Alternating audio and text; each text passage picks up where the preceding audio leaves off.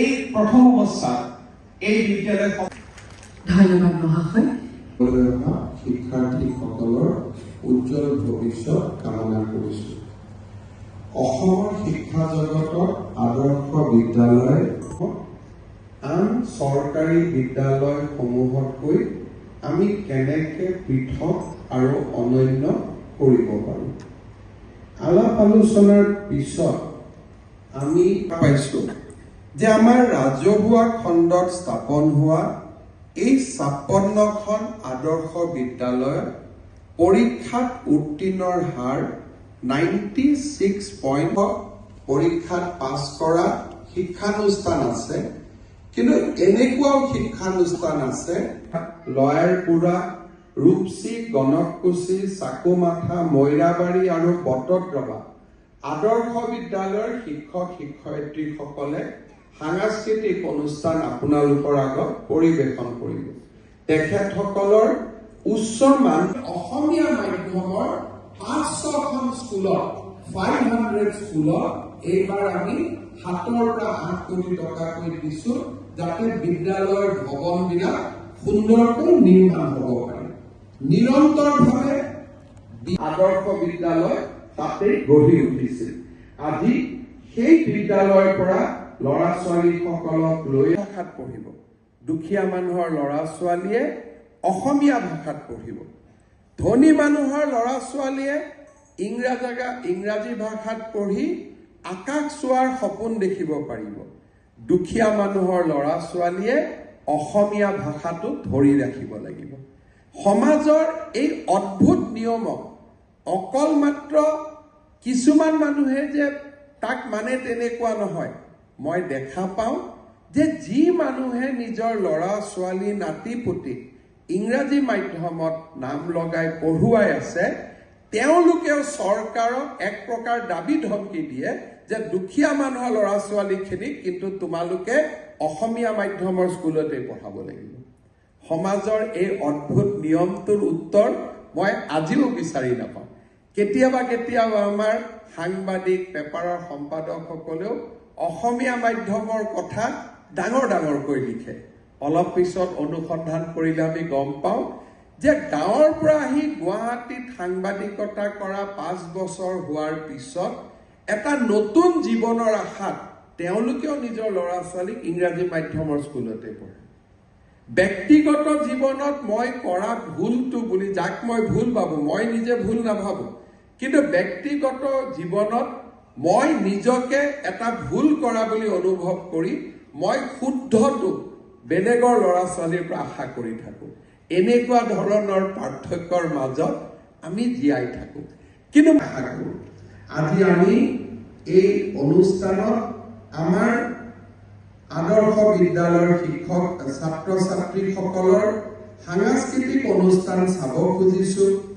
আজি মই যিখিনি আমি এই ৫৬খন স্কুলক CBSEত ধৰি ৰাখিবৰ বাবে চেষ্টা কৰিছিলোঁ, কাৰণ CBSEৰ পাঠ্যক্ৰমে কোনো ব্ৰিটিছ বা আমেৰিকাত নিৰ্মাণ কৰা এই পাঠ্যক্ৰম নহয়। ইও ভাৰতৰ বুকুতে নিৰ্মাণ হোৱা পাঠ্যক্ৰম, আৰু CBSE পাঠ্যক্ৰমে ৰাষ্ট্ৰীয়তাৰ এক অদ্ভুত শিহৰণ আমাৰ গাত আনি দিয়ে। আৰু CBSEৰ পাঠ্যক্ৰম কোনো বেলেগ মানুহে নিৰ্মাণ কৰা নহয়। আমাৰে অসমৰ কেন্দ্ৰীয় বিদ্যালয়বিলাকত ইমান দিনে CBSEৰ পাঠ্যক্ৰম চলি আছে, আৰু সি বহুত দিনৰ পৰা চলি থকা এটা পৰম্পৰা। পাৰ্থক্য এটাই, এসময়ত ই নগৰীয়া আভিজাত্য আছিল। আজি আমি তাক গাঁৱৰ পিছপৰা ব্লকটোলৈকে লৈ গৈছোঁ।